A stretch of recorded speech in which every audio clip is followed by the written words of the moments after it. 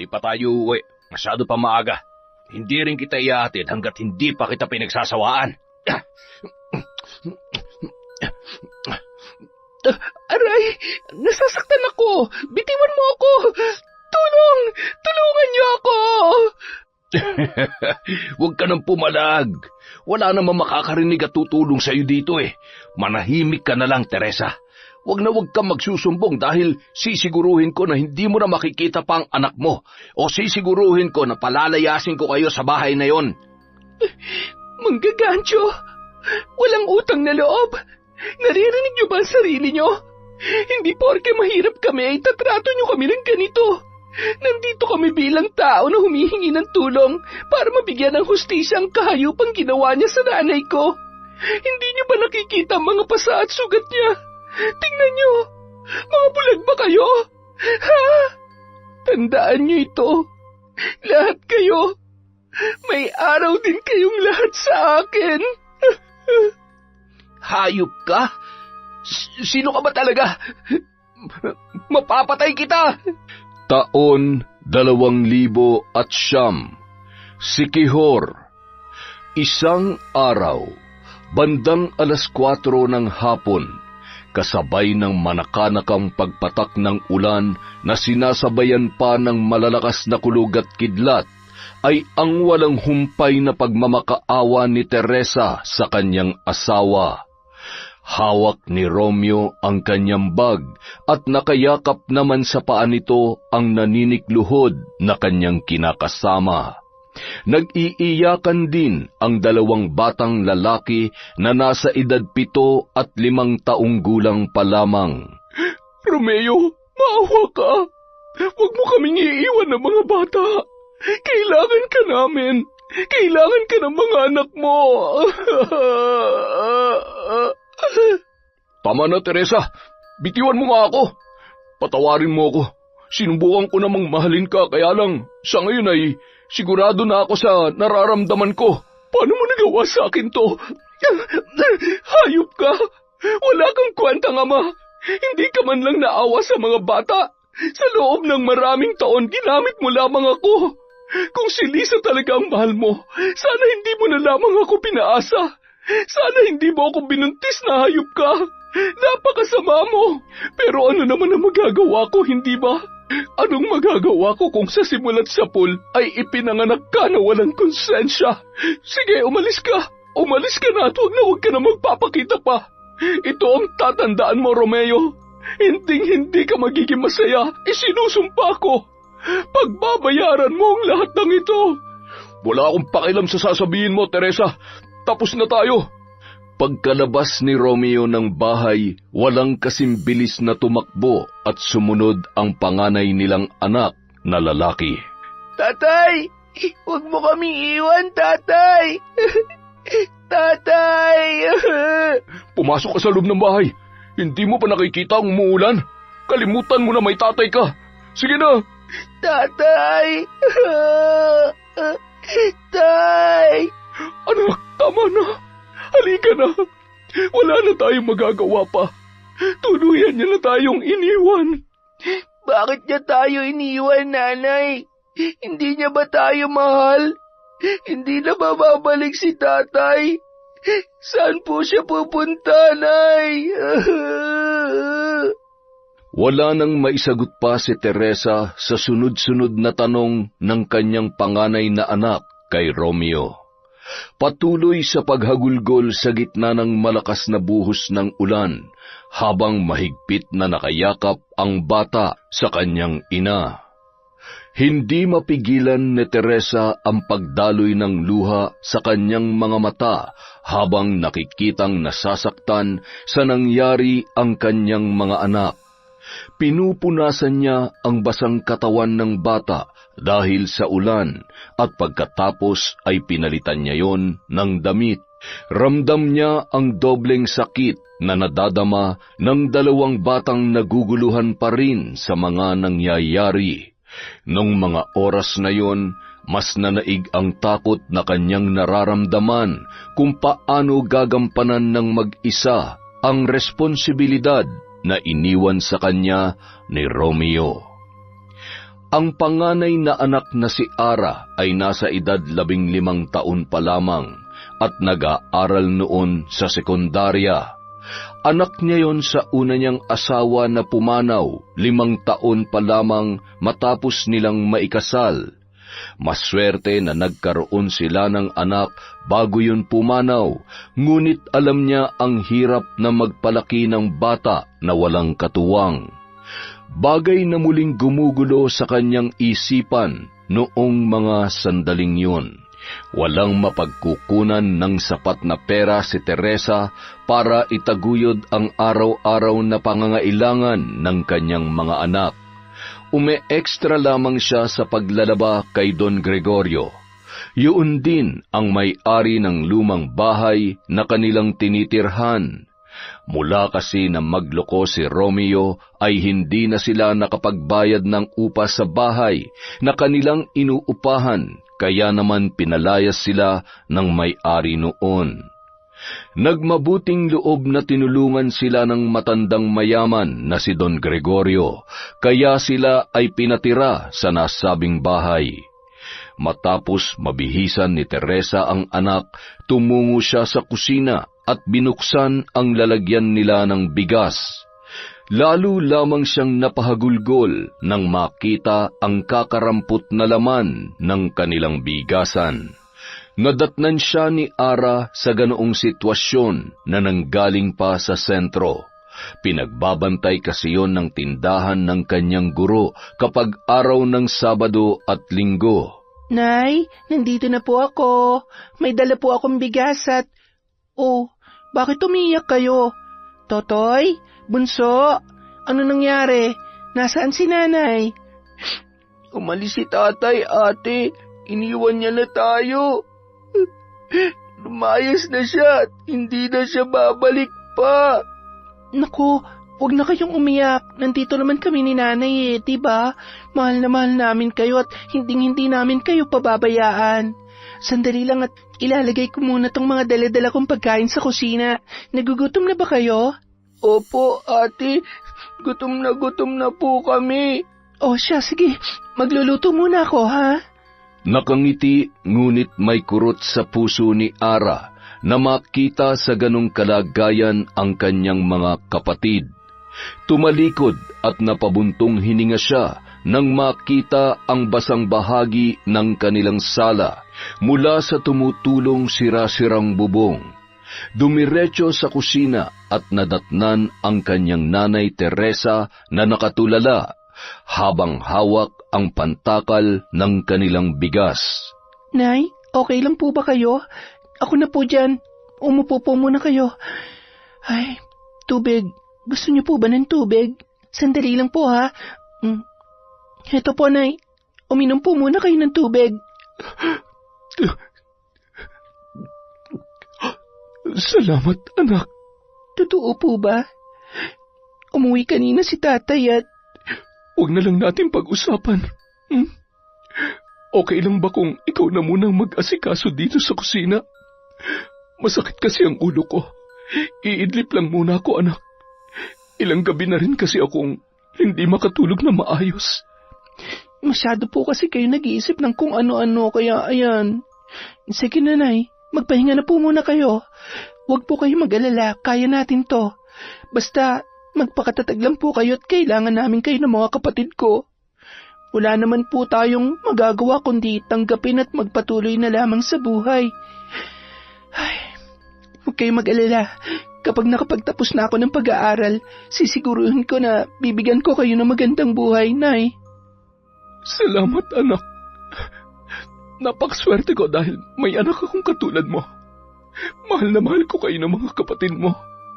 Yan ang palagi ninyong tatandaan.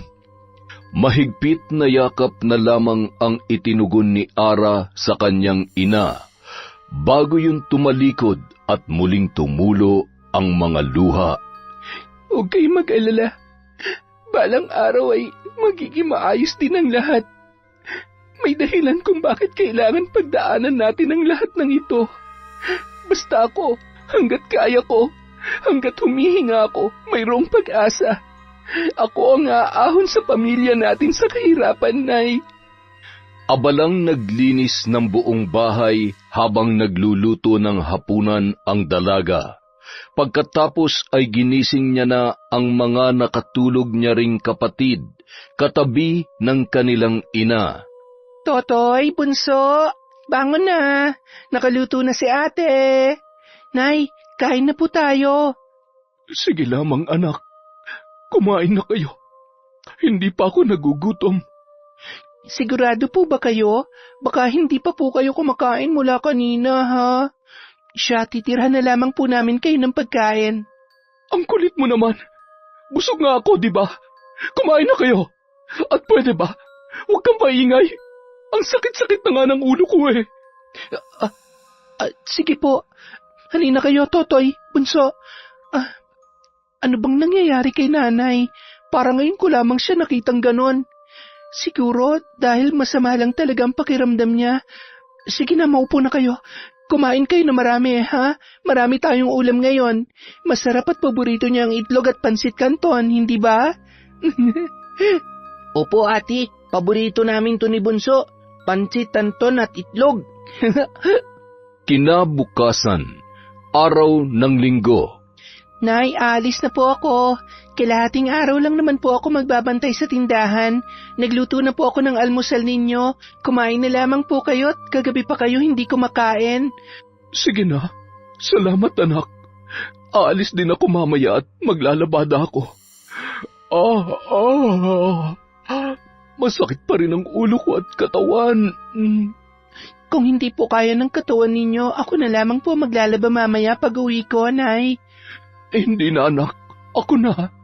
Mag-iingat ka, ha? Nakangiti at hinimas-himas pa ang buhok ng dalawa niyang kapatid, na noon ay mahimbing pa ring natutulog bago tuluyang umalis si Ara. Bandang 9:00 ng umaga, matapos paliguan ang dalawang bata, ay hinainan na yon ng pagkain ng kanilang ina. Mga anak, dito lang kayo sa bahay. Maglalabada lang si nanay, ha? Huwag kayong aalis ng bahay. Totoy, ikaw na ang bahala sa kapatid mo, ha? Opo, Nay. Matagal po ba kayo? Si ate po, uuwi po ba siya kaagad? Mamayang tanghali ay uuwi na ang ate Ara ninyo. Basta dito lang kayo sa loob ng bahay maglaro. Naiintindihan niyo ba si nanay? Opo, Nay. Nagpatuloy sa pagkain ang dalawang bata. Malungkot namang tinitigan ni Teresa ang muka ng kanyang mga anak bago siya tuluyang umalis. Nang makarating siya sa mansyon ni Don Gregorio, ay agad na iniabot sa kanya ng isang kasambahay ang kanyang mga lalabhan sa araw na yon. Habang naglalaba, ay nataon namang pumanhik si Don Gregorio sa may labahan para iabot ang ilang uniforme na ginagamit niya sa kanyang opisina. Nakasuot lamang yon ng manipis na shorts at walang damit pantaas.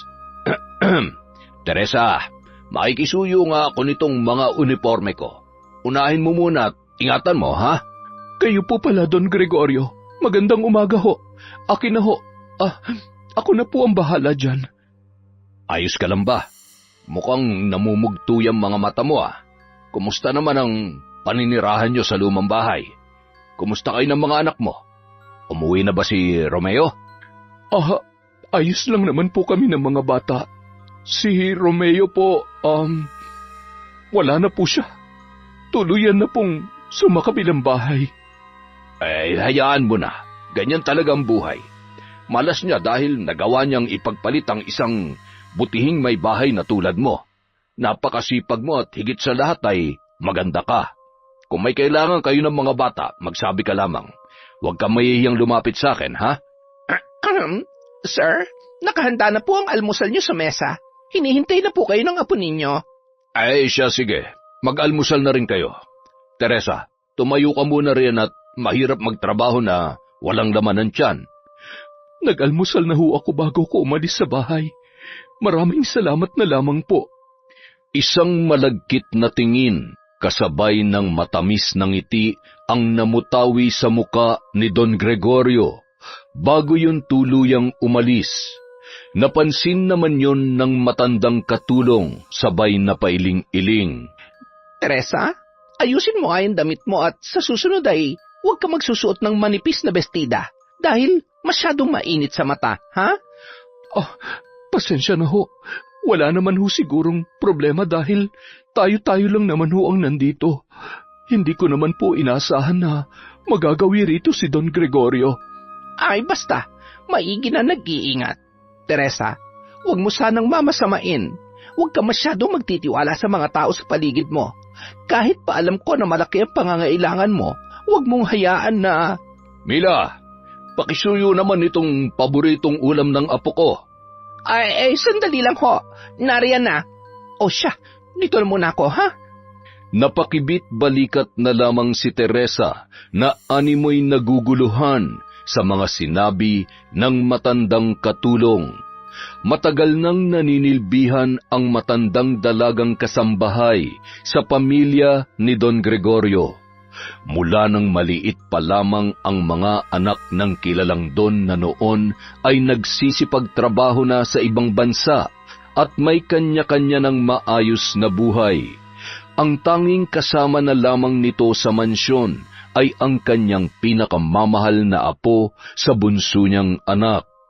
Nagpatuloy sa paglalaba si Teresa na magulo pa rin ang isipan at mabigat pa rin ang dibdib habang iniisip ang problema na kanyang pinagdaraanan. Muli na namang pumatak ang kanyang mga luha at idinadaan na lamang ang galit na kanyang nararamdaman sa pagkukusot ng mga damit na kanyang nilalabhan. Bandang 12:00 ng tanghali, sa gitna ng katirikan ng araw ay nagmamadaling naglalakad si Ara pauwi sa kanilang bahay.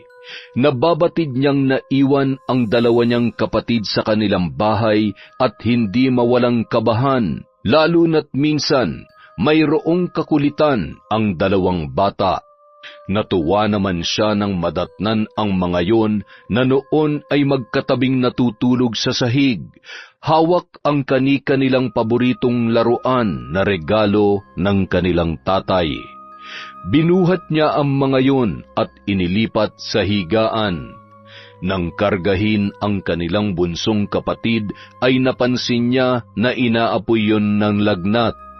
Namumula rin ang muka at labi ng bata. Ay, Diyos ko po, inaapoy ka ng lagnat, bunso. Bunso, gumising ka.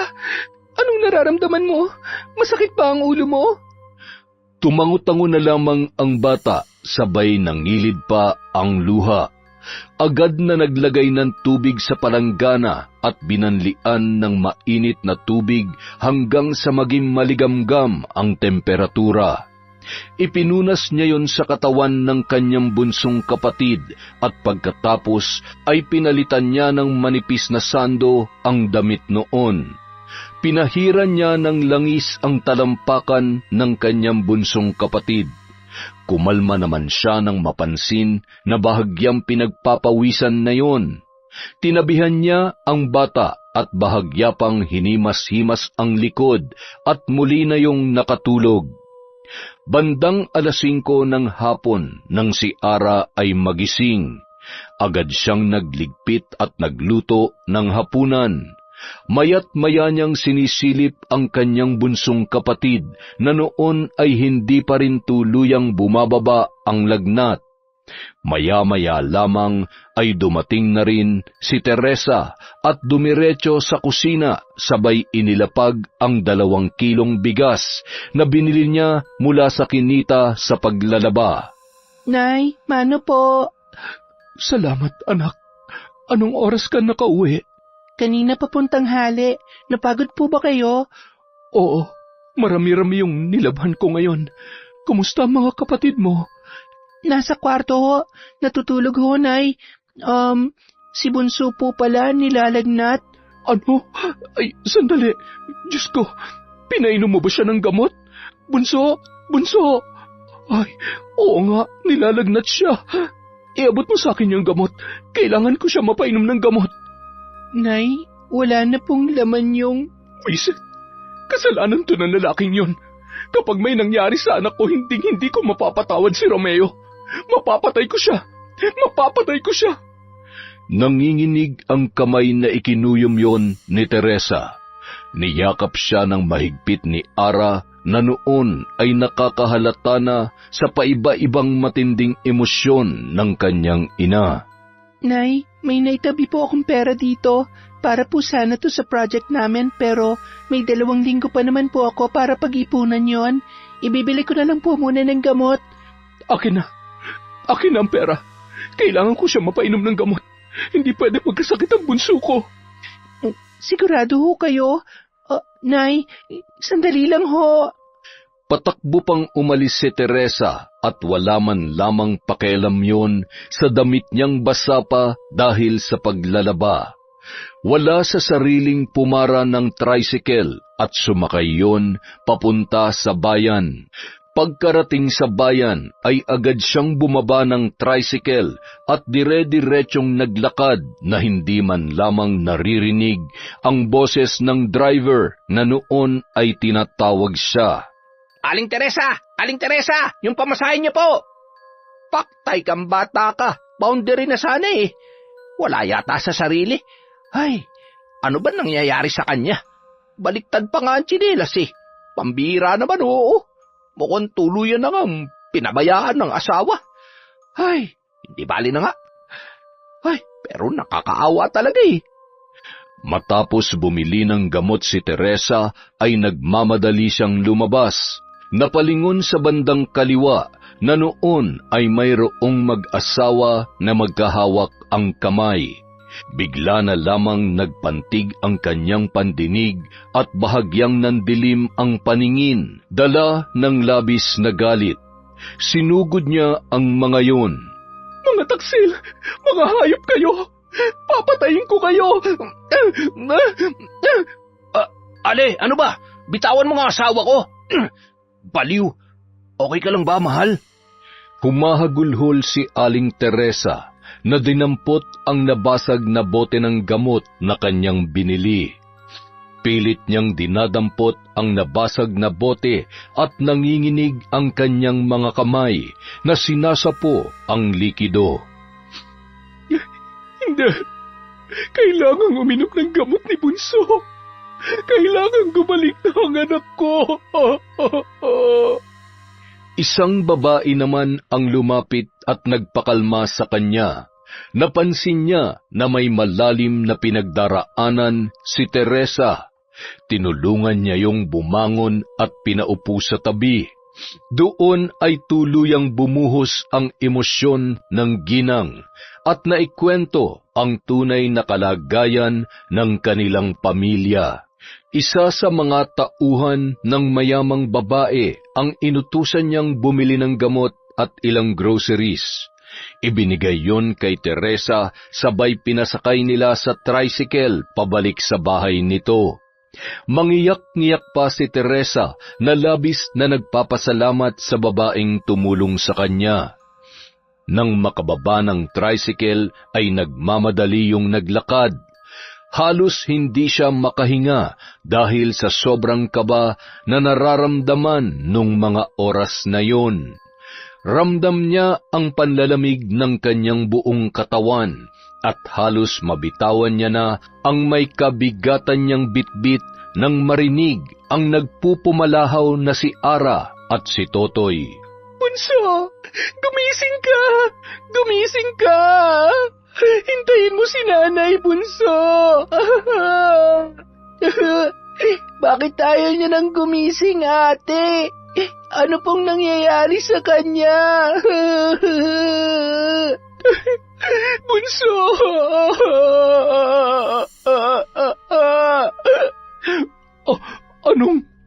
Ano nangyari, ha? Kumuha ka ng kutsara, bilisan mo. Paiinumin ko siya ng gamot. Bunso, anak ko. Nandito na si Nanay. Marami akong pasalubong sa'yo. Anak, hindi mo ba ako naririnig? Magsalita ka. Kausapin mo ako. Ara, bilisan mo. Ano ba?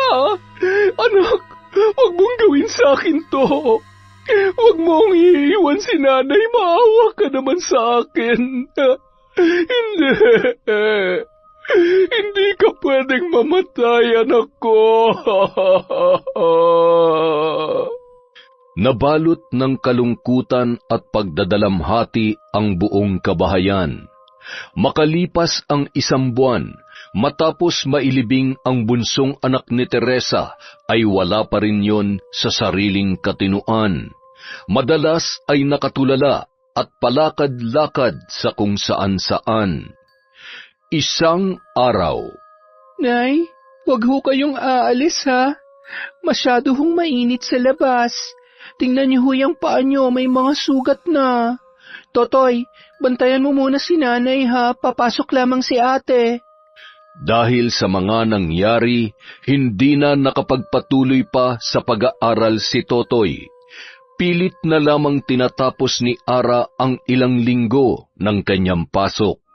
Pinagtitiisan niya rin ang pangungutya ng kanyang mga kamag-aral dahil sa kondisyon ng kanyang inang si Teresa. Iskolar sa pribadong paaralan kung saan nag-aaral si Ara dahil sa matalino yon at masipag sa kanyang pag-aaral. Lagi itong nangunguna sa klase kaya naman wala siyang binabayaran. Ang apo ni Don Gregorio na si Juan ang isa sa mga kalaban niya sa kanilang klase.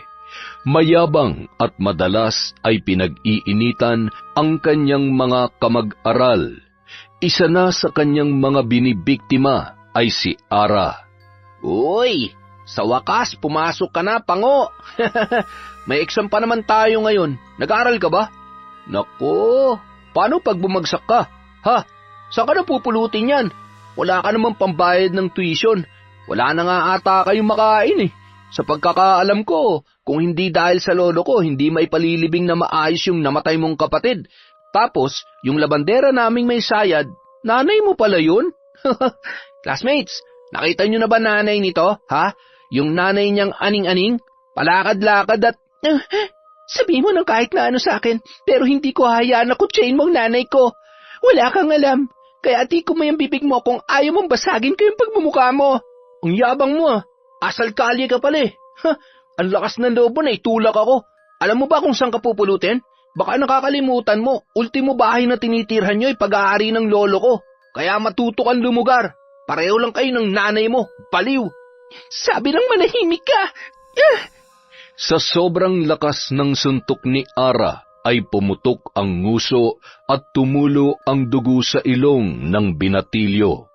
Nakakuyom ang palad at nagngingit-ngit sa galit na susugurin pa sana ang noon ay nakaupo at umiiyak ng si Juan dahil sa matinding takot sa dugo.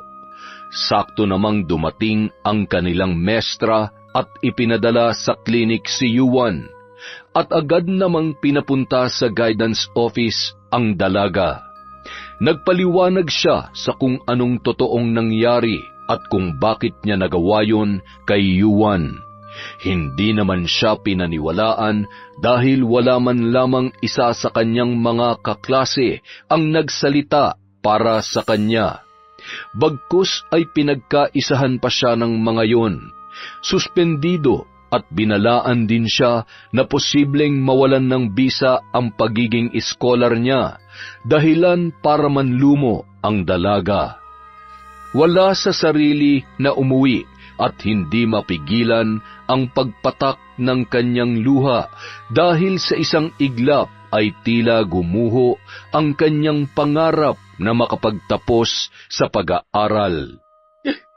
Balang araw, pagsisisihan niyo ang ginawa niyo sa akin.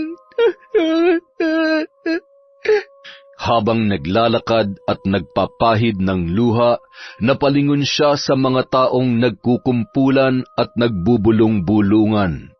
Mula sa di kalayuan ay nakita niya ang kanyang ina na nakadamit pantaas, ngunit wala yung shorts at wala ding sa pinangpaa. Gulo-gulo ang buhok. Sumasayaw-sayaw habang may hawak na manika at isang mahabang tinik na kulay itim. Pinagbababato pa yon ng mga bata at tinatawag na baliw. Walang kasing bilis na tumakbo si Ara papalapit sa kanyang ina at sinigawan ang mga bata na noon ay naghahalakhakan na tumatakbo papalayo. Ang sasama nyo! Napakasama nyo! Nay, tara na po! Umuwi na tayo! Naghihintay na po si Totoy sa bahay. Bakit po ba lumabas pa kayo? Sino ka? Huwag mo kong hahawakan. Ikaw ba ang kabit ng asawa ko? Oo, ikaw nga. Babarangin kita. Babarangin ko kayo. Lumayo ka sa akin. Pangit ka. Aray, Nay, ako to. Nasaan na yun? Diyos ko, bakit naman po kailangan namin pagdaanan ng lahat ng ito? Tulungan niyo po ako. Hindi ko na po alam ang gagawin ko. Huwag niyo naman po hayaan na mapahamak si Nanay. Nagpasya na lamang na umuwi muna sa bahay si Ara dahil natitiyak niya na naghihintay si Totoy at nag-aalala na rin nung mga oras na yon. Habang naglalakad ay nakasalubong niya si Totoy, umiiyak at tinatawag ang kanilang ina. Nang makita ang kanyang ate Ara ay agad yung tumakbo at yumakap ng mahigpit na animoy takot na takot. Ate, nawawala po si Nanay. Tumakas si Nanay, ate. Huwag ka nang umiyak. Tara na, umuwi na muna tayo. Magbibihis lang ako tapos hahanapin natin siya, ha? Tahan na. Samantala, habang palakad-lakad papunta sa mansyon ni Don Gregorio si Teresa, sakto namang nadaanan ng sasakyan yon ng matanda. Huminto ang sasakyan sa tapat ng babae at tinawag si Teresa. Teresa, saan ka pupunta? Halika, sumama ka sa akin. Gusto mo bang ihatid kita sa bahay mo? Siguradong hinahanap ka na ng mga anak mo. Mga anak ko? Ang ganda ng sasakyan mo. Pwede ba akong sumakay dito? Oo naman. Sige na. Dahan-dahan lang. Samahan mo muna ako, ha? Pagkatapos ay ihahatid na kita sa mga anak mo tapos bibigyan kita ng maraming pera. Okay ba yon? Pera? Oo. Gusto kong maraming pera. Bibili ako ng gamot sa bunso ko. May lagnat siya eh. Wala din baon si Totoy. Pagod na ang anak kong si Ara. Matalino yun.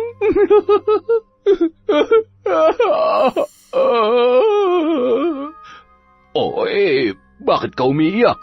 Kasi iniwan ako ni Romeo. Inagaw siya sa akin ng malanding babae na yon. Tingnan mo to, paparangin ko sila para mamatay sila tapos papangit sila pareho. Hindi sila pwedeng maging masaya. Hindi pwede.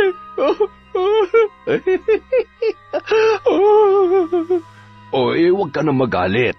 Kalimutan mo na yung asawa mo. Gusto mo bang mamasyal? Ipapasyal mo ko, Don Gregorio? Ay, salamat po. Ang bait-bait niyo talaga. Matutuwa ang mga anak ko. Pero wag mong sasabihin kahit kanino na mamamasyal tayo, ha? Wag mong sasabihin na ako ang kasama mo. Magtatampo ko. Ha? Hindi. Hindi ko sasabihin. Saan tayo mamamasyal? Maganda ba doon? Oo naman. Sobrang maganda at siguradong kapag nandun na tayo, makakalimutan mo ang lahat ng problema mo. Pumapalakpak pa at pakanta-kanta si Teresa habang sila ay nasa biyahe.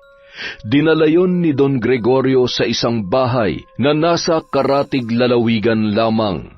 Doon niya dinadala ang ilang mga babaeng natitipuhan niya at katulad ni Teresa, walang laban at sa gabing yun ay gagawin niya ring biktima. Wow! Ang ganda-ganda naman ng bahay mo, Don Gregorio. Ay, maraming alikabok. Gusto niyo po linisan ko tapos... Ay, bakit niyo po ako hinahalikan? Magagalit ang asawa ko. Teresa, wala nang asawa mo. Kaya ngayong gabi, kalimutan mo muna siya. Hindi ba't niloko ka niya at pinagpalit sa iba? Kaya kung ako sa'yo, kalimutan mo na yon. Mabuti pa sumunod ka sa akin. Bibigyan kita ng mas magagandang damit. Ang dumi-dumi na ng katawan mo. Siguro kung saan-saan ka na naman nagpunta kanina. Maligo ka muna, ha? Nang inabot ni Don Gregorio ang isang magandang damit mula sa isang aparador, ay tuwang-tuwa naman si Teresa. Agad yung tumungo sa banyo at naligo na animoy bata na naglalaro. Nang tawagin yon ng matanda, ay agad naman nang nagbanlaw at lumabas, suot ang kulay puting bestida. Napakaganda mo, Teresa. Alam mo bang ang tagal ko nang hinihintay ang pagkakataong ito? Sa wakas ay mapapasakin ka na rin. Bakit mo isinasara ang pinto? Kailangan ko nang umuwi. Baka umiiyak na si Bunso. Ihatid mo na ako. Hindi pa tayo uuwi. Masyado pa maaga. Hindi rin kita ihahatid hanggat hindi pa kita napagsasawaan. Aray, nasasaktan ako. Bitiwan mo ako. Tulungan niyo ako. Huwag ka nang pumalag. Wala namang makakarinig at tutulong sa iyo dito. Manahimik ka na lang, Teresa. Huwag na huwag ka magsusumbong dahil sisiguruhin ko na hindi mo na makikita pa ang mga anak mo. O di kaya naman, palalayasin ko kayo sa bahay na yon. Ayoko. Bitiwan mo ako. Huwag, maawa ka. Aray ko, lintik kang. Bakit mo ako kinagat, ha?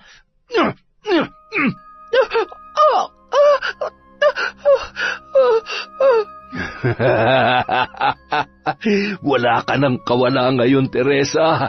Akin ka na. Akin ka lang.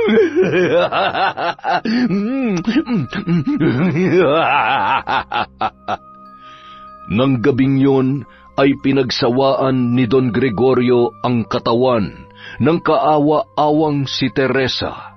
Habang pinagsasamantalahan ay patuloy din niyang sinasaktan ang babae. Puno ng pasa ang katawan, maging ang muka nito.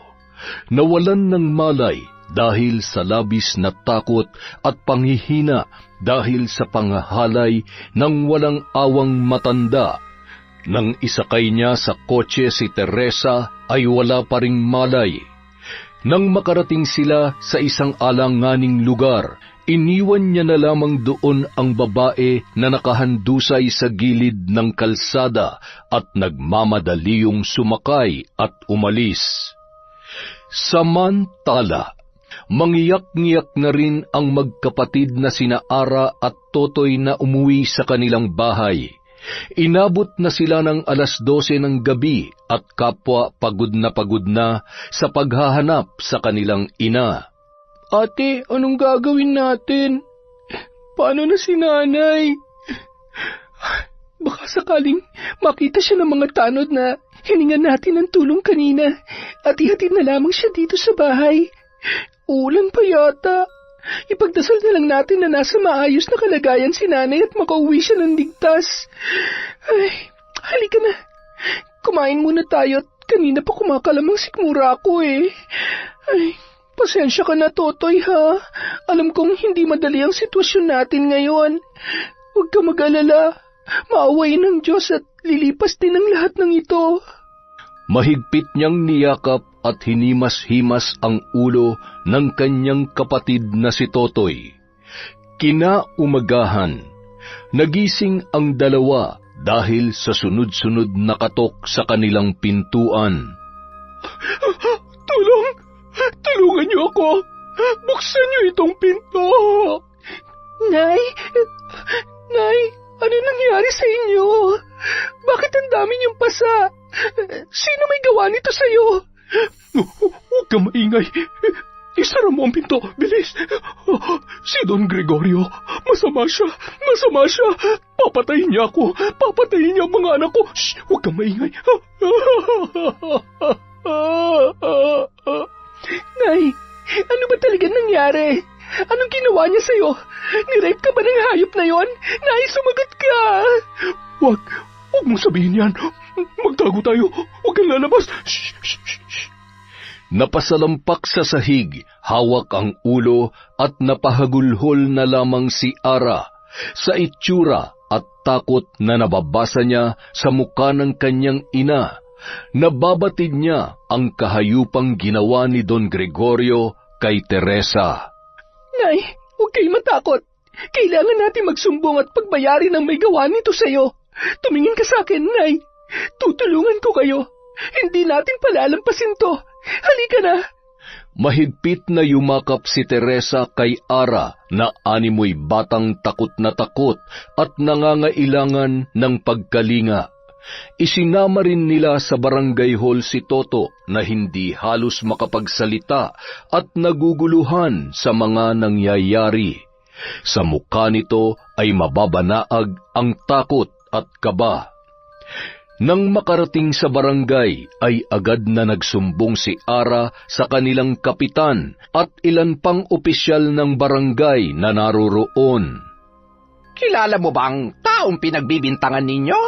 Alam ko ang hirap na pinagdadaanan nyo, iha. Lalo na't ganyan ang kalagayan ng nanay mo.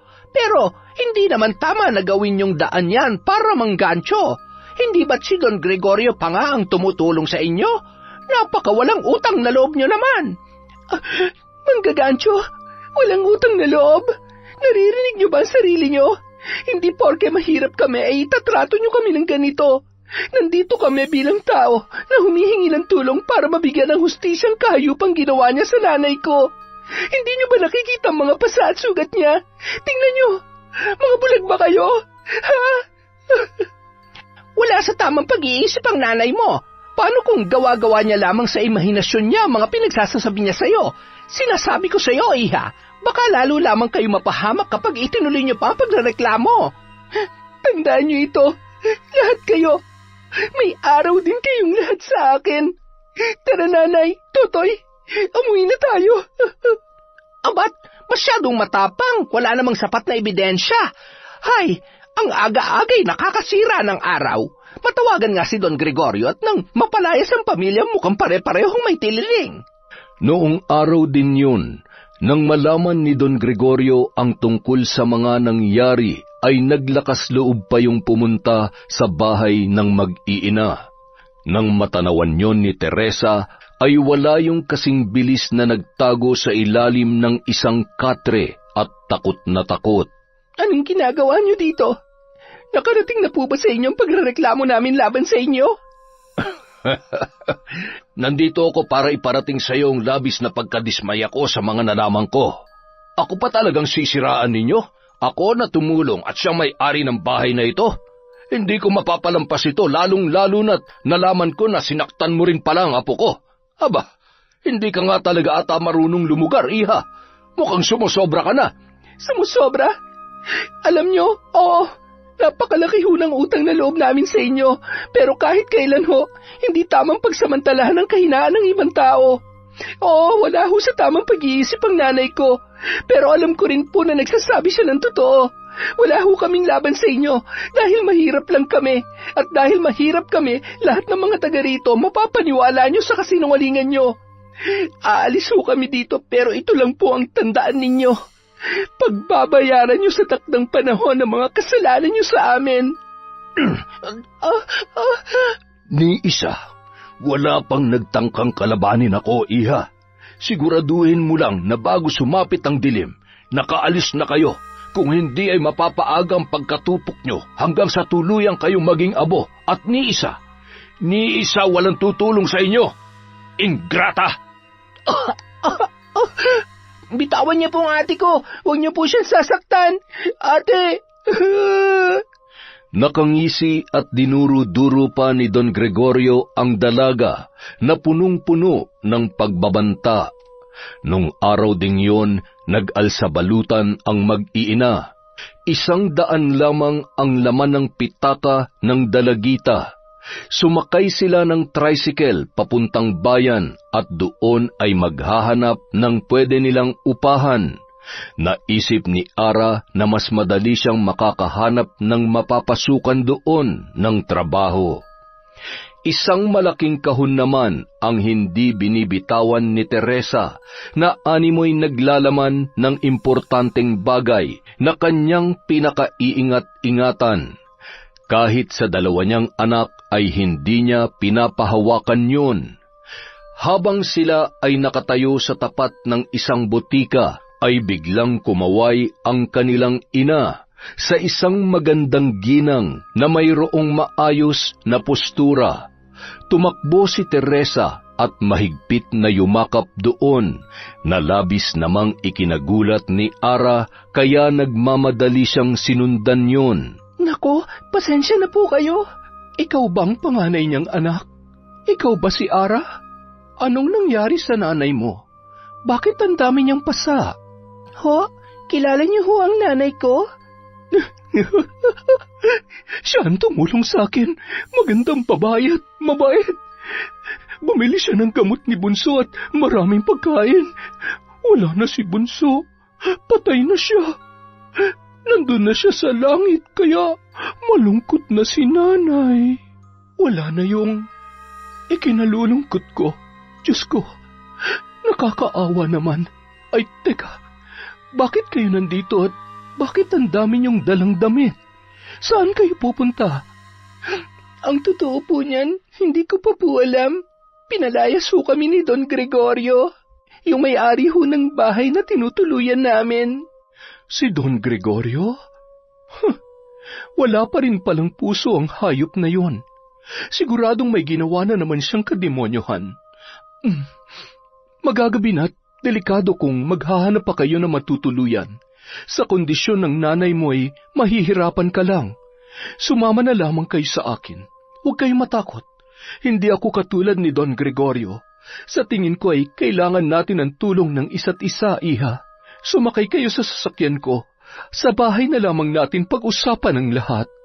Hindi pa rin makapaniwala si Ara na sa pagkakataong yun ay tila ba isang himala na may taong tutulong sa kanila.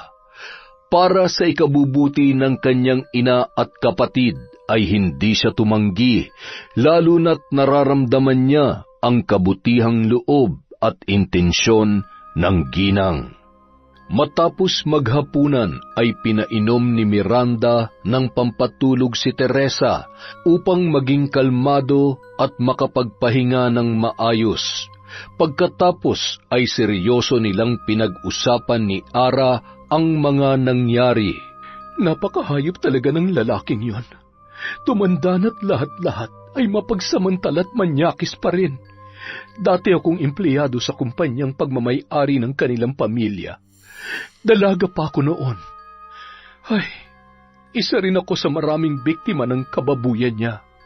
Wala lang akong kakayahang lumaban noon, kaya mas pinili kong manahimik at magpakalayo-layo na lamang. Pero hinding-hindi ko makakalimutan kung paano niya binaboy ang pagkababae ko. Kinasusuklaman ko siya. Hinding-hindi ko rin po siya mapapatawad sa ginawa niya kay nanay. Babalikan ko siya. Sila ng apo niya, pareho silang demonyo. Huwag ka mag-alala. Tutulungan kita, Ara. Tutulungan kita sa paraan na kaya at alam ko. Kailangan nating maging maingat. Kaya paghahandaan natin ang lahat. Kailangan sa muli niyong paghaharap, may laban ka na at ikaw naman ang titingalain nila. Isasama ko kayo sa Maynila at kailangan din nating maipagamot ang nanay mo. Matalino ka, hindi ba? Gagamitin mo yan para maisagawa ang ating plano at higit sa lahat, mabago mo ang takbo ng buhay ninyo. Marami ka pang dapat matutunan para alam mo kung paano lalaruin ng ating mga kalaban. Isang bagong muka at pangalan ng noon ay nangangarap na dalaginding na nawalan na ng pag-asang makapagtapos ang nakapagtapos sa isang sikat na universidad sa Maynila. Matalino, matapang at isa na ring mayamang negosyante. Gamit ang apelyido ng asawa ni Miranda, kinilala na siya ng ginang bilang tunay na anak. Sa tindig at kagandahan ng bago niyang muka ay walang sinumang makakaalam sa masalimuot na pinagdaanan niya sa nakaraan. Makalipas ang 5 taon, muling bumalik sa probinsya ang dalaga at sa pagkakataong yun ay handa na siyang maningil at pagbayarin ang mga taong nagkasala sa kanila. Sa isang silid, hawak niya ang kahon na pagmamay-ari ng kanyang ina. Matagal niya ring inaral kung paano gagamitin ang mga nilalaman noon. Mas nadagdagan pa ang kanyang kaalaman sa tulong ng isang mahusay na mambabarang na binayaran niya upang masigurong matagumpay niyang maisasagawa ang pambabarang. Inilapag niya ang kagamitan at sinigurong nakasara ang pinto ng kanyang kwarto. Isang malaking bungo na may iba't ibang nakasulat na orasyon ang nasa loob noon. Sinindihan niya ang isang pulang kandila na simbolo ng galit at pasakit na ipararanas niya sa taong kanyang babarangin sa gabing yun. Nakangisi niyang pinagmamasdan ang naglalagablab na apoy ng kandila. Sinimulan niyang bigkasin ang mga kakaibang salita habang pinapatakan ang bungo. Katulad ng buhay ng mga babaeng sinira at pinagsamantalahan mo, unti-unti mo ring mararamdaman ang pagguho ng mundo mo. Unti-unti kang malalanta na parang mga pangarap na winasak mo. Mawawalan ka ng lakas katulad ng mga babaeng pinilit at walang awa mong sinaktan habang pinagsasamantalahan. Lahat ng meron ka ay mawawala sa'yo. Ako ang karma mo, Don Gregorio. Ako ang babaeng tatapos ng kahayupan mo. Ako ang puputol sa sungay mo. Babalik ako at ipaparanas ko sa iyo ang galit at sakit na pinaranas mo sa mga biktima mo. Malapit na ang iyong pagbagsak. Kukunin ko ang lahat sa iyo. Lahat-lahat, pati ang buhay mo. Kasabay ng mga halakhak ang sunod-sunod na katok ni Miranda sa pinto ng kwarto ni Lara. Lara, anak, buksan mo tong pinto. Kailangan kong iligpit ang mga to. Hindi pwedeng malaman ni Mami yung tungkol dito. Matapos iligpit ang gamit at mag-spray ng pabango sa kanyang kwarto, nagmamadali niyang binuksan ang pintuan noon. Ano ba't amoy? Nagsindi ka ba ng kandila at naligo ka ba ng pabango? At saka, bakit parang pawis na pawis ka? Sira bang aircon mo? Wala ho ito. Doon na lang po tayo sa sala mag-usap. May importante po ba kayong sasabihin sa akin? Wala naman. Gusto ko lang makasiguro kung handa ka na ba talagang humarap ulit sa apo ni Don Gregorio? Oo naman po. Sobrang tagal na nating pinagplanuhan ng lahat ng to, Mami. Kaya sa tulong ng mambabarang na nakausap ko, may sasagawa na natin ng matagumpay ang plano ko. Siya. Malaki ang tiwala ko sa iyo, Lara. Pero mag-iingat ka, ha? Huwag ka magpapatalo sa bugso ng galit na nararamdaman mo sa mga hayop na yon. Kailangan manatiling kalmado ka at wala silang malalaman tungkol sa iyo hanggat hindi mo pa napapabagsak ang mga yon. Makalipas ang 1 buwan, habang nasa biyahe si Juan di kalayuan pabalik sa kanilang mansyon, bigla na lamang nawalan ng hangin ang 2 gulong ng kanyang sasakyan. Ay, buisit! Kung kailan naman nagmamadali tsaka pa nasiraan.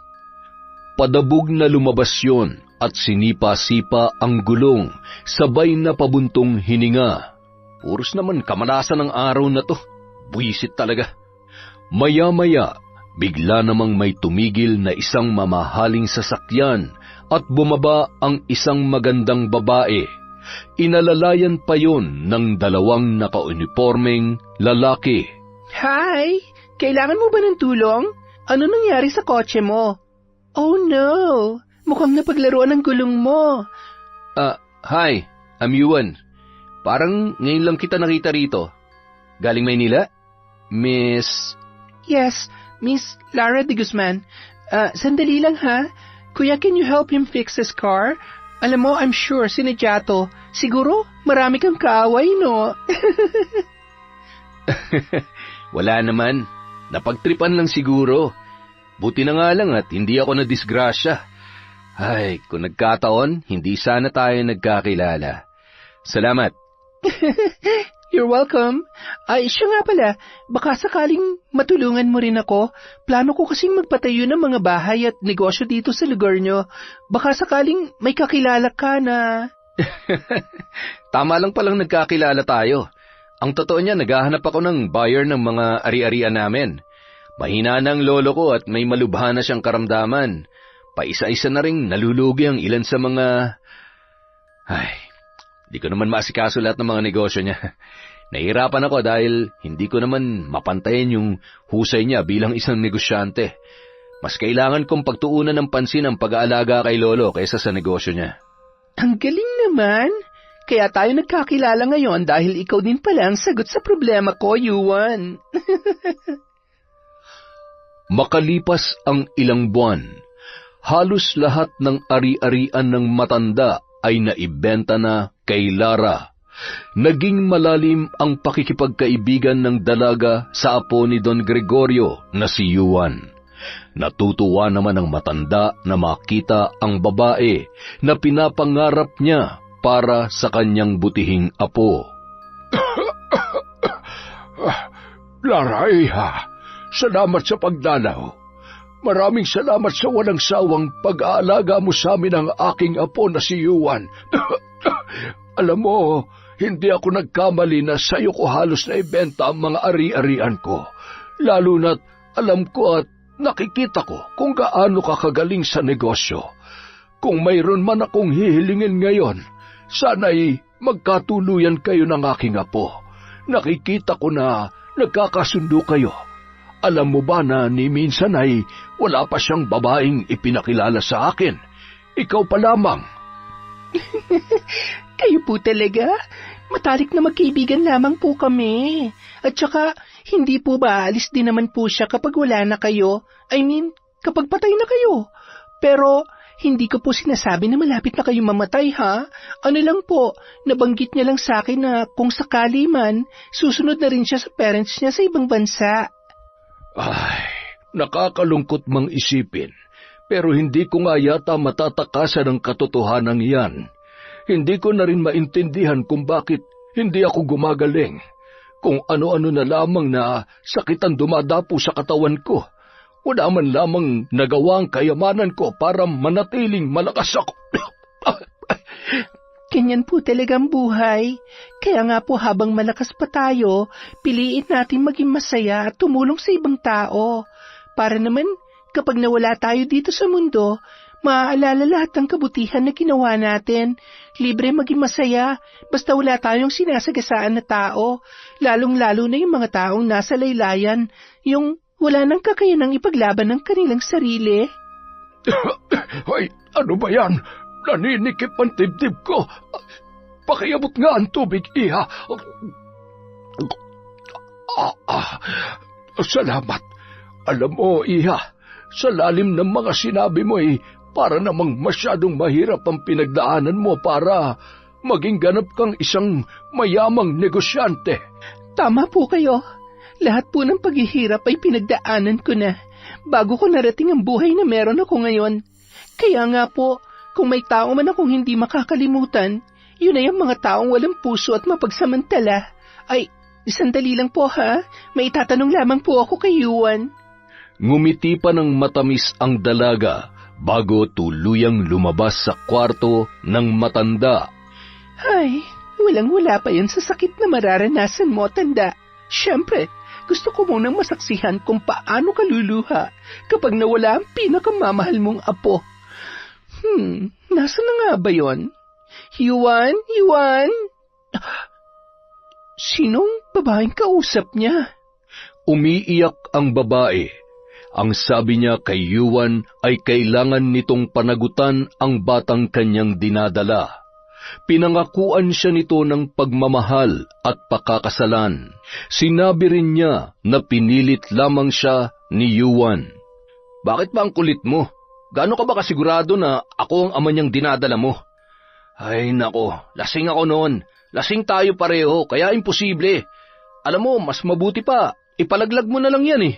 Isa pa, hindi ka ang babaeng pinapangarap ko. Magkaka-girlfriend na ako at siyang gusto ko at mahal ko. Sige na, malis ka na. Kung kailangan mo ng pera, eto. Siguro naman sapat na yan para matapos na yung problema mo. Napaiyak na lamang ang babae at pinipilit si Yuan. Sabi niya hindi pera ang kanyang kailangan. Dahil sa mga narinig, itinulak siya ng malakas ng binata. Ang kulit mo naman eh, umalis ka na nga. Yuan, hindi mo ba narinig ang sinabi niya? Anong klase kang lalaki, ha? Ganyan ka ba talaga? Ano pang itinatago mo? Sa mga nakita ko, hindi ikaw ang Yuan na nakilala ko. Isa kang monster. Ang pangit ng ugali mo. Miss, okay ka lang? Halika, sumama ka sa akin. Lara, wait. Let me explain. Wala kang dapat ipaliwanag. Wala ka nang kailangan sabihin pa dahil sa totoo lang, basang-basa na kita. Matagal ko nang alam kung anong klase kang tao. Nanatiling blanko at tila ba binuhusan ng malamig na tubig ang binata. Hindi niya maipaliwanag ang sakit na nararamdaman at pagkadismaya para sa kanyang sarili. Makalipas ang ilang linggo, nagulat na lamang si Yuan nang bigla siyang arestuhin ng mga pulis. Nakulong yun dahil sa sapat na ebidensya na ipinakita ni Lara at ng babaeng tinulungan niya. Nakunan kasi ng video ang pag-abot ng pera at pagpilit nito sa babae na ipalaglag ang bata na nasa kanyang sinapupunan. Walang katotohanan ng lahat ng yan. Kapag nakalabas ako rito, humanda ka sa akin. Ba't tarantado ka? Ikaw pa may gana magalit? Abusado! Mula sa di kalayuan, nakangising nagmamasid si Lara habang hinihintay ang babae. Alam ko namang kaya mo magpiyansa, pero wala nang masasarap pa sa pakiramdam na makita ka sa loob ng rehas. Ano kayang mararamdaman ng lolo mo ngayon? Ay... Matapos magpaalam ng babae at magpasalamat sa lahat ng tulong ni Lara, ay sakto namang tumawag si Don Gregorio sa kanya. Hello? Yes, Don Gregorio. Talaga ho? Kailan pa? Okay, sige po. Pupuntahan ko siya agad. Huwag na po kayo mag-alala, ako na pong bahala sa kanya. Babalitaan ko na lamang po kayo. Opo, bye! At bakit naman ako tutulong sa mga demonyong katulad nyo? Sisiguruhin ko na hindi ka na makakalabas ng buhay sa kulungan. Bye, bye, bye! Agad na bumiyahe ang dalaga at tumungo sa pinapagiba niyang mga bahay na nakatayo sa patatayuan niya ng panibagong bahay na paupahan. Hindi niyo ako mapapaalis dito! Maawa naman kayo! Ako ang kapitana rito! Wala kami mapupuntahan! Ipinangako ni Don Gregorio na habang buhay na kami maninirahan dito sa lupain niya, kaya... Excuse me? Si Don Gregorio po bang nagpatira sa inyo dito? Pues, gusto ko pong malaman nyo na ako na ang bagong nagmamay-ari ng kinatatayuan ng pabulok na bahay na ito at maging ng kinatatayuan mo. Binigyan ko na kayo ng maraming pagkakataon para umalis, pero nagmamatigas kayo. Sige, siraan nyo na yan. Heto ang pera. Siguro naman sapat na yan para makahanap ka ng masisilungan. Mukhang lalakas pa naman ang ulan. Hindi ko kailangan yan. Ang sama-sama ng ugali mo. Okay, masama na kung masama. Pareho lang naman tayo, ex-kapitana.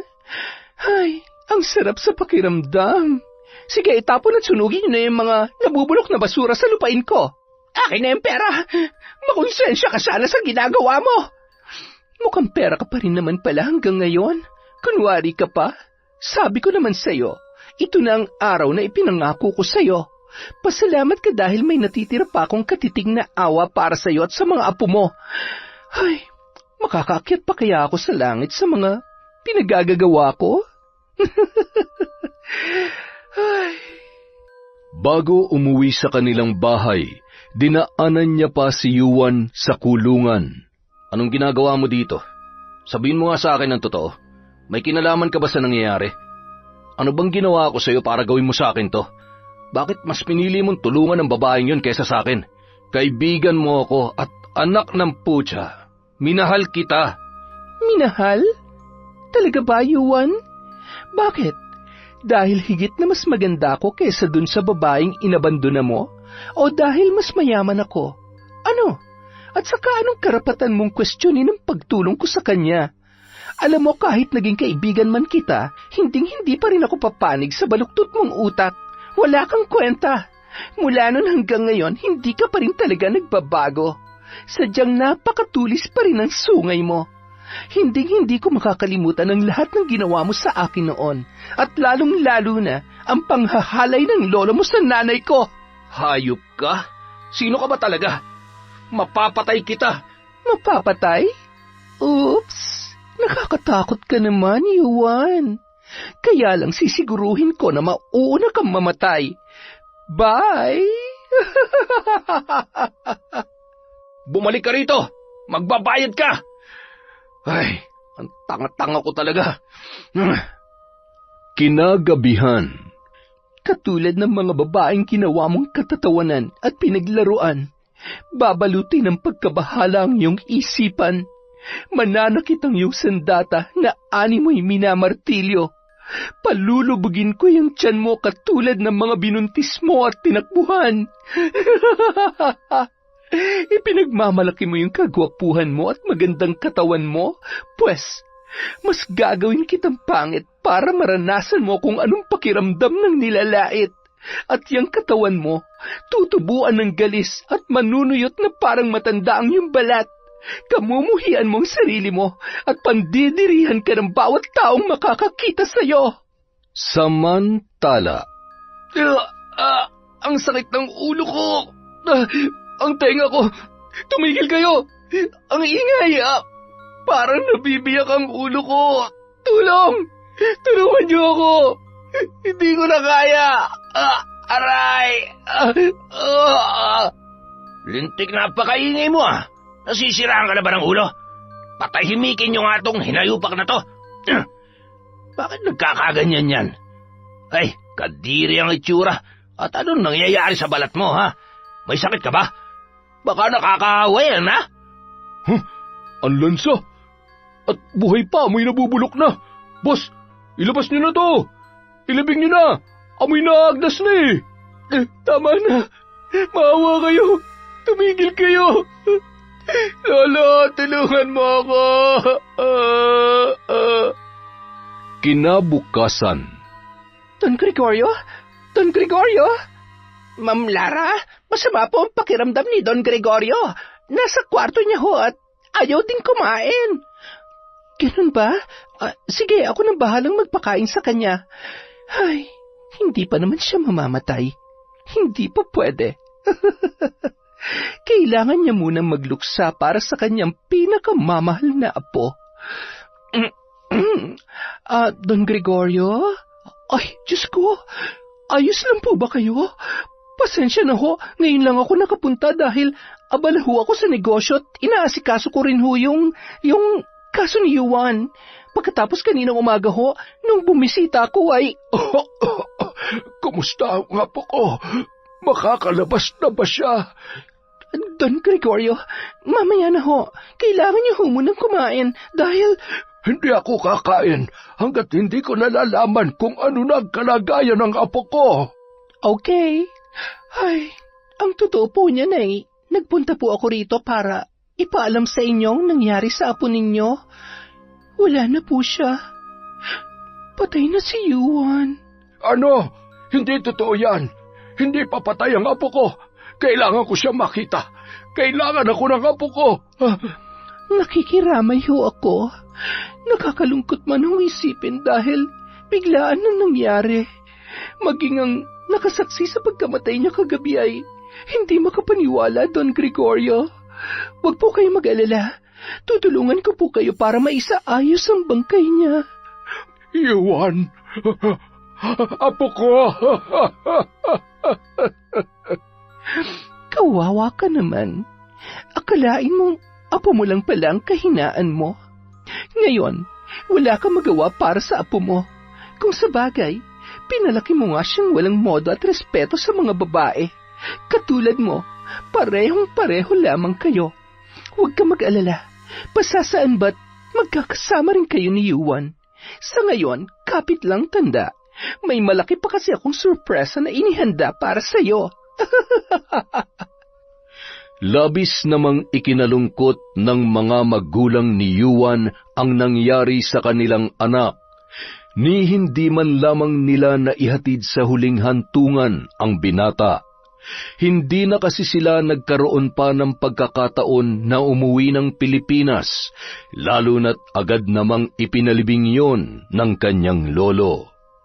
Mula nang mailibing ang binata, lalong nanghina ang katawan ni Don Gregorio at araw-araw ay hinihiling niya na sana ay matapos na ang lungkot na kanyang nararamdaman. Palala ng palala ang kanyang kondisyon. Iisa na lamang nakatulong ang nagtsatsagang mag-alaga sa matanda. Bukod sa mahirap alagaan ay pinandidirihan na yon dahil sa dami ng sugat na nasa kanyang katawan. Sa gabi ay hindi naman yon makatulog at nagpupumalahaw sa sakit ng iba't ibang parte ng kanyang katawan na hindi niya maintindihan. Naririnig mo ba ako? Kunin mo yung kutsilyo. Bilisan mo. Ha? Don Gregorio, ano ang gagawin niyo sa kutsilyo? Hindi mo ba nakikita? Hirap na ako sa sakit ko. Yung mga anak ko, wala naman silang pakialam sa akin. Mas mabuti pang mamatay na lamang ako. Pagod na ako. Hindi ko na kaya. Sundin mo ang pinag-uutos ko, parang awa mo na. Ay, Don Gregorio, huwag niyong pangunahan ng Diyos. May dahilan pa ho kung bakit nabubuhay pa kayo. Baka ho may mga... Sandali lamang po, may tumatawag sa labas. Baka nandyan si Ma'am Lara. Tao po. Magandang araw po. Ay, sino ka? Anong ginagawa mo dito? Ay, teka, kilala kita. Ikaw nga ba yan, Teresa? Ay, Diyos ko, bakit napakaganda mo na? Anong ginagawa mo rito? Kung mamarapatin ninyo, gusto ko sana makausap ng maayos si Don Gregorio. Gusto ko lamang humingi ng tawad at magpasalamat sa lahat ng kabutihan niya. Nagdala rin ako ng prutas dahil nabalitaan ko na meron siyang sakit. Ay, sige, tumungo ka na lamang sa kwarto niya at dadalhin ko ito sa kusina at ipaghahanda kita na maiinom. Ay, nako, marami kang ikukwento sa akin. Mukhang mayaman ka na at, ay, napakaganda mo pa rin. Nakangising pumasok si Teresa sa loob ng kwarto ng matanda na noon ay patuloy pa rin sa pagdaing sa kanyang nararamdaman. Napatigil yon nang makita ang babaeng nakatayo sa may pintuan at unti-unting naglalakad papalapit sa kanyang higaan. Teresa, anong ginagawa mo dito? Bakit? Hindi ka ba masaya na makita ko? Buhay na buhay, malakas, at nasa katinoan. Hindi na ako baliw na kaya mong utuin at pagsamantalahan. Anong ibig mong sabihin? Hindi ko alam ang sinasabi mo. Sinungaling. Tumanda at nangangabulok ka na't lahat-lahat. Hindi ka pa rin nagsasabi ng totoo. Ayan, tingnan mo ang sarili mo. Bunga na yan ang lahat ng kahayupan mo. Wala kang karapatang sabihin sa akin yan. Kahit bali-baliktarin mo ang mundo, hindi mo pa rin mababayaran ang mga naitulong ko sa inyo. Hindi ka sigurado dyan sa mga sinasabi mo. Wala kang alam, tanda. Para malaman mo, hindi na tayo magkapantay sa estado ng buhay ngayon. Talagang hindi. Dahil isa kang hampas lupa. Hampas lupa? Noon yun. Hindi na ngayon.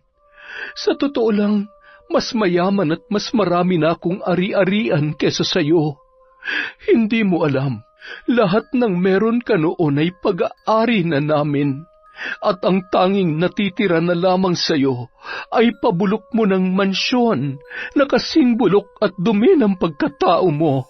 Ano ibig mo sabihin? Paano nangyaring napasayo ang yaman na meron ako, ha? Hulaan mo.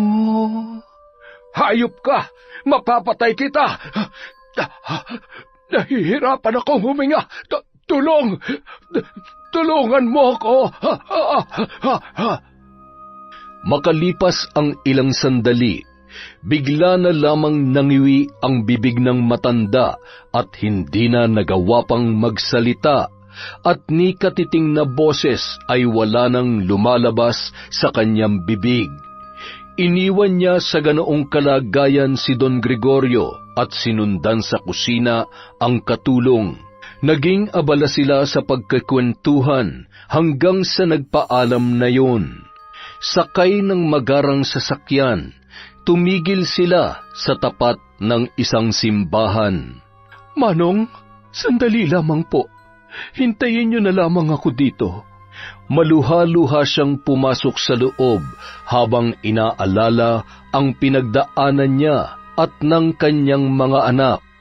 Lumuhod yon at taimtim na nagdasal at nagpasalamat. Sa kabilang banda, pagpasok ng katulong sa kwarto ng matanda ay laking gulat na lamang niya nang makita ang nag-aagaw buhay na si Don Gregorio. Nangingitim na ang labi noon at mga kuko, hanggang sa tuluyan na yung nawalan ng buhay. Agad na tinawagan ng katulong si Lara dahil hindi niya alam kung ano ang kanyang gagawin. Pasensya na ho, nasa Maynila po kasi ako ngayon. Marami po akong inaasikaso. Nakakalungkot naman po na hindi ko man lamang siya makikita sa huling pagkakataon. Tawagan niyo po ang mga anak niya. Babay po. Ay, natapos na din ang kasamaan mo. Bayad ka na sa mga utang mo. Ay. Ate, ang lalim naman ang iniisip mo. Ano yan, ha? Nasan pala si nanay? Hindi ba delikado na magpagala-gala siya? Baka mamaya makita siya ng mga tauhan ni Don Gregorio? Huwag ka mag-alala. Wala na yon. Patay na. We, seryoso ba, ate? Bakit? Kailan pa? Huwag na nga natin pag-usapan yon. Basta, sa ngayon, ligtas tayo, masaya, at wala namang aapi sa atin. Mahal na mahal ko kayo ni nanay. Salamat, ate, ha. Alam mo kung hindi dahil sa'yo, sigurado naging palaboy na tayo. Isa pa, baka hindi na gumaling si nanay sa sakit niya kung nagkataon. Ay, sobrang nagpapasalamat ako kay Mami Miranda. Siya nagbigay sa atin ng pagkakataon na magbagong buhay at lumaban. Namimiss ko na rin siya. Parang nasanay na ako na dalawa talaga ang nanay natin. Sana makasama rin tayo sa susunod na pamamasyal niya sa ibang bansa, no? Oo naman. Huwag ka mag-alala. Sa susunod na taon, ipapasyal ko kayo ni nanay kahit saan niyo pa gusto. Sa kabilang banda, habang naglalakad si Teresa papunta sa sakayan, aksidente niyang nasagi ang isang lalaki. Aray! Ano ba naman ho at... Oh, Teresa? Ikaw ba yan? Excuse me. Hindi kita kilala. Nagmamadali ako. Ay, sandali. Nasaan ang mga anak natin? Kasama mo ba sila? Malalaki na ba sila? Ang kapal na mukha mo para magtanong. Bakit? Kailan ka pa nagkaroon ng pakialam sa mga anak mo? Ano? Tinubuan ka ng konsensya? Itatak mo dyan sa maliit mong utak na wala kang karapatang tawagin silang anak dahil hindi ka marunong magpakaama. Teresa, sandali. Patawarin mo na ako. Hindi ko yun sinasadya. Kung may babalik ko lang ang... Tumigil ka na. Wala nang silbi pa kahit lumuhod ka at lumuha pa ng dugo. Hindi mo alam ang hirap at sakit na pinagdaanan ko. Pero huwag ka mag-alala. Napatawad na kita, Romeo. Pero matagal na rin kitang binura sa buhay namin. Kung nakukonsensya ka sa ginawa mo, siguro nga yan na ang karma mo. Habang buhay mong pagsisisihan ang mga pagkakamali mo at pag-iwan mo sa amin noon. Diretso nang lumakad at sumakay ng sasakyan si Teresa.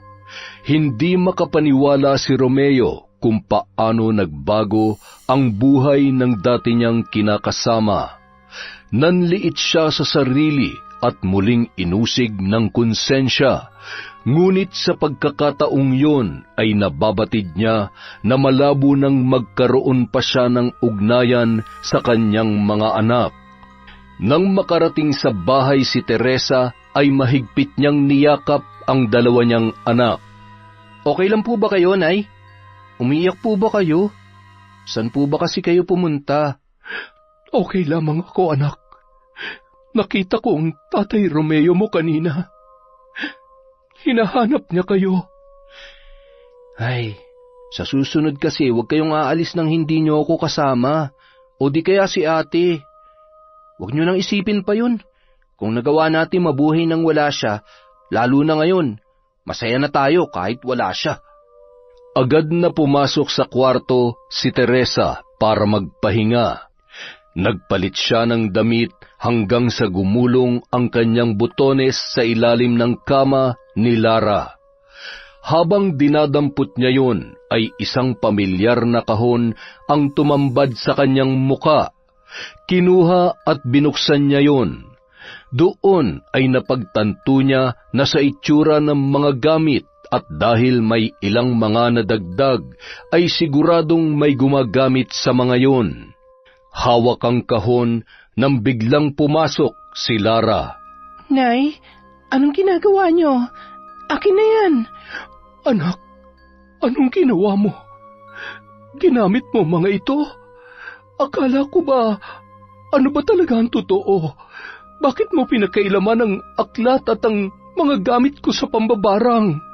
Inay, hindi ko kailangan magpaliwanag. Isa pa, nakatulong naman ang mga yan para makapagiganti ako sa kanila. Anak, hindi mo naiintindihan. Alam mo ba kung bakit kahit gustong-gusto kong barangin ang tatay mo noon ay hindi ko magawa? Lara, may kapalit ang lahat. May katumbas na buhay ang pagyakap mo sa kasamaan. Paano kung... Ariko, Nay, ang sakit ng ulo ko. Totoy, tulungan mo ko. Ha? Ate, ano nangyayari sa kanya? Ate, kailangan natin siyang dalhin sa ospital, Nay.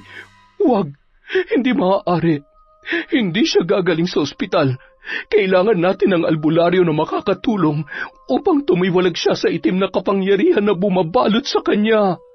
Naguguluhan man si Totoy ng mga sandaling yun, ay minabuti niya na lamang na sumunod sa ipinag-uutos ng kanyang nanay Teresa. Binuhat niya ang kanyang ate Lara at agad na isinakay at pumunta sa isang kilalang albularyo. Bitbit naman ni Teresa ang kahon kung saan naroon ang mga gamit sa pambabarang. Wala nang malay si Lara nang makarating sila sa bahay ng matandang manggagamot. Matapos ilahad ni Teresa ang nangyari, ay agad naman nang isinagawa ni Mang Tino ang ritual. Mahirap talaga magpatalo sa galit. Marahil yun na nagtulak sa kanya na umanib sa kapangyarihang itim. Hindi ko maisa sa katuparan ng bagay na nais mo, Teresa, kung hindi aayon sa akin ang anak mo. Hanggat nananatili ang galit at sakit ng kanyang nakaraan at hindi pa siya handang talikuran ng lahat, hinding-hindi na siya makakawala sa bagsik ng itim na kapangyarihan. Masyadong malakas na ang ugnayan nila ng kanyang Diyos na sinasamba. Ngunit huwag ka mag-alala. Gagawin ko ang lahat ng aking makakaya. Magdasal tayo.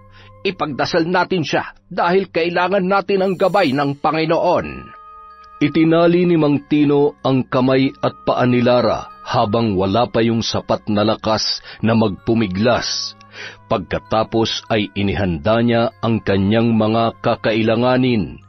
Ilang sandali pa ay nag-usal yon ng mga salita habang pinapahiran ng benditadong langis ang noo at pulso ng dalaga. Pakawalan niyo na siya sa ngalan ng Diyos amang makapangyarihan sa lahat. Bigyan mo ng liwanag ang puso't isipan ng dalagang ito. Sa tulong ng banal na tubig at kandilang itim, ilawan mo ang kanyang daan upang lisanin ang nakamamatay na kadiliman. Bigyan mo siya ng lakas upang bumangon sa nakalulunod at nakapanlilin lang na karunungan. Sa ngalan ng Ama, ng Anak at ng Espiritu Santo, palayain mo ang kanyang kaluluwa. Pakawalan niyo ako! Hindi niyo ako matatalo! Ayaw mo talaga? Sige, magmatigas ka. Ang asin at ang buntot pagi na ito ang tatapos sa'yo. Tama na!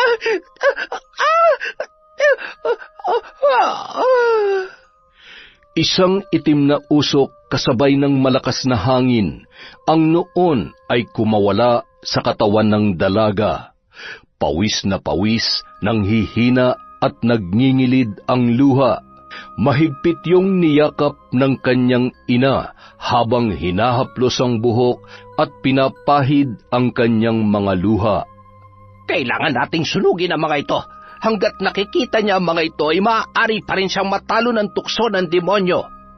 Sinindihan ang mga gamit na yon, pati na rin ang aklat ng karunungan. Matapos maging abo, ay binasbasan pa yon ng albularyo ng banal na tubig. Makalipas ang ilang sandali, kinalagan na nila ang dalaga mula sa mahigpit na pagkakatali at pinainom ng tubig na dinasalan ni Mang Tino. Agad namang nakaramdam si Lara ng lakas at ginhawa. Isuot mo ang kwintas na ito bilang proteksyon mo. Humingi ka ng kapatawaran sa Diyos at matuto ka rin magpatawad. Palayain mo ang sarili mo sa galit at sa iyong nakaraan, iha. Hayaan mong mamayani ang pagmamahal at kasiyahan sa pamamagitan ng pagtanggap mong muli sa buhay mo ng dakilang Diyos na makapangyarihan. Minsan kang naging biktima ng mga may masasamang loob, ngunit mahirap maging bilanggo ng galit at pagkamuhi. Ang demonyo ay hindi mapapagod na bigyan ka ng dahilan na gumawa ng masama. Hanggat nagpapatalo ka sa kanya, hinding-hindi mo mahahanap ang tunay na saya at kapayapaan sa iyong puso. Makalipas ang isang buwan, magkakasamang bumaba ng sasakyan ang mag-anak. Galing sila sa simbahan. Anak, nakasalubong ko pala kanina si Kapitana nung bumili ako ng kandila. Salamat daw sa tulong mo at sa libreng pagpapatira doon sa bahay. Wala ho yun. Makabawi man lang ako sa kamalditahan ko nung pinasira ko ang bahay niya. Ay, kapag binabalikan ko ang mga nagawa ko, naging halimaw pala ako. Wala eh. Nagpatalo ko sa kagustuhan kong gumanti. Alam kong mali pero may pagkakataon na naiisip ko na yun talagang dapat sa kanila, lalong-lalo na kay Don Gregorio at kay Juan. Kung nabubuhay sila't mananatiling makapangyarihan, paano na lamang ang mga taong kayang-kaya nilang abusuhin at pagsamantalahan, katulad ng ginawa nila sa Yonay, sa ginawa nila sa atin. Maaaring mali yung paraan ng paghahanap ko ng hustisya, pero kapag inaapakan ka na, hindi pwedeng wala tayong gagawin para lumaban. Patawarin ako ng Diyos sa lahat ng mga nagawa ko. Hindi ko alam kung mapapatawad niya pa ako, pero hindi ako magsasawang lumuhod at humingi ng tawad sa Kanya. Anak, anumang kasalanan na nagawa mo, hinding-hindi ka niya huhusgahan at tatalikuran. Hindi siya tumitingin sa laki at dami ng kasalanan. Hindi nababawasan ang pagmamahal ng Diyos para sa atin.